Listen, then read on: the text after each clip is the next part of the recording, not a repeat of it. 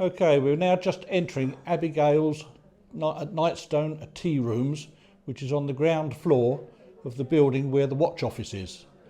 The building here also contains artefacts belonging to the museum. Let's go inside.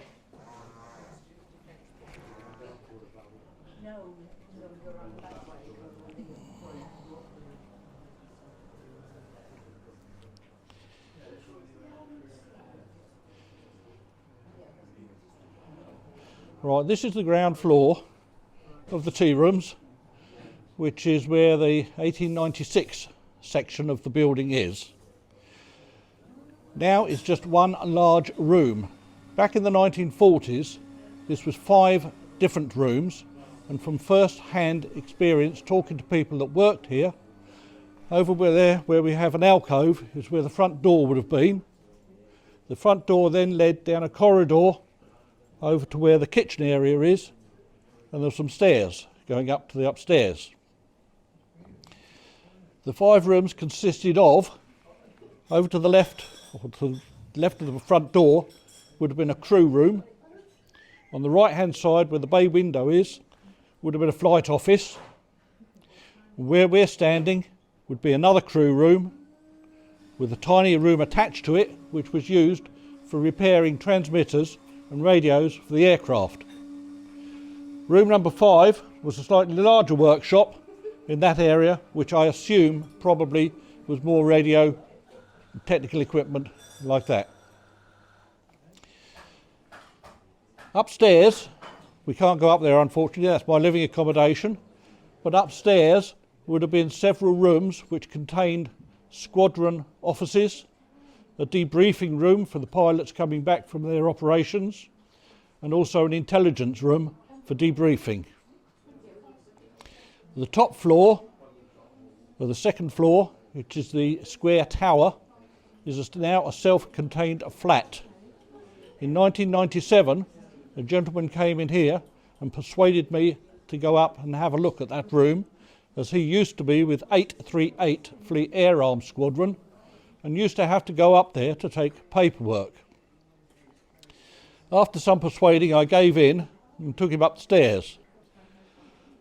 As I opened the door, he never entered, he just stood in the doorway and said, "I remember this. This was one large room with a large table in the middle with maps and plans on it. Around the outside were wafts with croupier sticks moving things around. Over there in the corner," and he pointed to one of the corners, he said would have been a ladder which was fixed to the roof, which the officers would go up, poke their heads and shoulders out to count the aircraft in and back from their operations. Round the room was various other posters and instructions. Once he told me this, he just turned round, came back downstairs again and said that he will be back the following year to tell me more information. Sadly, time had the better of him. He never returned. He passed away. He went back in time. He went back in time. He was just like looking at a statue. There was no emotions or anything there. He just went back inside himself. What do we have here? Downstairs here, back to the tea rooms area, we've got several cabinets. The first cabinet here has got a collection of gas masks. We've got the baby's gas mask on the right here. That baby would be in that from 0 to 2 years old.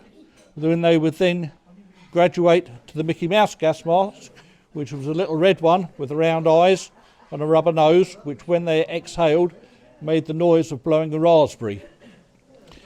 The next gas mask on from that would be a civilian one, which they did in small, medium and large. Then we have an ambulance driver. The helmet here with the letter A on it indicates ambulance. The last one is the service respirator, which although there's a police helmet on it, that would be used by the Army, Navy or Air Force. And you have what they call an elephant's trunk, which comes round into a metal box, which was your filter. We also have the gas rattle, so that in the event of bombs being dropped, not necessarily dropping gas, but fracturing the gas main, the ARP warden would sound the gas rattle so that everybody put their gas masks on and went into the shelter. Mind your back, mind your back. I've hit something behind me. No, this is really interesting. This cabinet here is the Comforts Committee Society. Now that sounds a bit iffy, doesn't it? It does, but in today's political correctness, yes, it does. But back then, again in the 1940s, the Comforts Committee were responsible, which were the ladies that left back at home in their spare time doing knitting for the boys that were in the Army, Navy and Air Force. We've got a balaclava. We've got a woolen hat here, which folds up to make a forage cap. We've got flying goggles, flying gloves, and the beauty of those is the actual finger section can be folded back so that when they're operating their guns, it gives them more freedom. Again, we've got various cardigans and jerkins that they would have been wearing. And that doll. And we've also got an airman doll here. Now that looks really smart. It does look very smart. They also knitted WAFs, sailors, Wrens, ATS and Army personnel. Why, you probably ask? Well, the reason being is if there are any small children in the family and Dad was away in the Army, Navy or Air Force, Mum would knit them a doll which would become a comforter for them that they could then take to bed of a night time.